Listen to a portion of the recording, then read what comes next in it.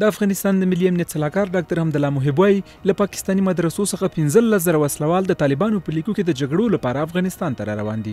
هغه چې د برتانیا په رسمي سفر تللی له سکای نیوز تلویزیوني چینل سره په مرکه کې خبرداری ورکړ چې له پاکستاني مدرسو څخه شاوخوا 15,000 نور تازه دمي وسلوال د افغانستان بیلابیلو ولایتونو ته روان دي چې د طالبانو لیکې قوي کړي.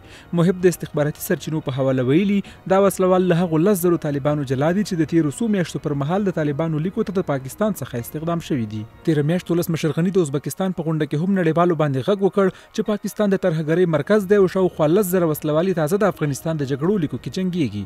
په ورته مهال ټولنیزو رسنیو کې یو شمېر ویډیوګانې خپرې شوي چې ښکاري پاکستاني پوځیان له ډیورنډ فرضي کرښې څخه اوښتي دي او د کندهار ولایت په یو شمېر سیمو کې د طالبانو سره په ګډه د افغانستان خاوره کې فعالیت کوي.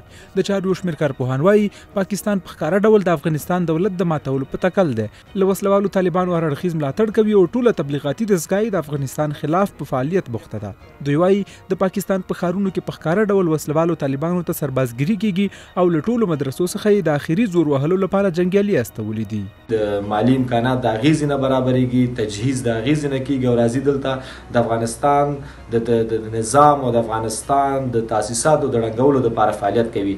پاکستان تل افغانستان سره د مسلمان او دوست هیواد په نوم د دروغ وعده کړي او د دروغ دوستي. د چارو د یو شمېر نورو کارپوهانو پاند په هغو سیمو کې چې طالبان کنټرول لري د پاکستاني پوځیانو فعالیت دا ښیي چې دوی د افغانیت اصولو ته ژمن نه دي. پاکستان کوشش کړی ده چې په خپلو مدارسو کې په خپلو دیني مراکزو کې داسې طلبا داسې شاګردان وروزي چې د افغانستان دولت پر وړاندې استعمال کړي، دلته یې راولېږي او هغه څه په تبصره کړي چې واقعا د افغانستان د دولت د ماتولو سبب ګرځي. او په دغه خپل دریځ کې دوی تل مدام ناکامه شوي دي او دا ناکامېږي. په ټولنیزو رسنیو کې هم ګڼ شمېر افغانانو د پاکستان د مدرسو څخه د طالبانو لیکو ته د جنګیالیو لیږلو په تړاو د حمدالله محب څرګندونو باندې تبصرې کړي. دوی لیکلي طالبان نه افغانان دي او نه هم د افغانستان خاورې ته ژمن دي بلکې د پاکستان اجیر جنګیالي او د خپلې خاورې نه خلف او دښمن بچیان دي.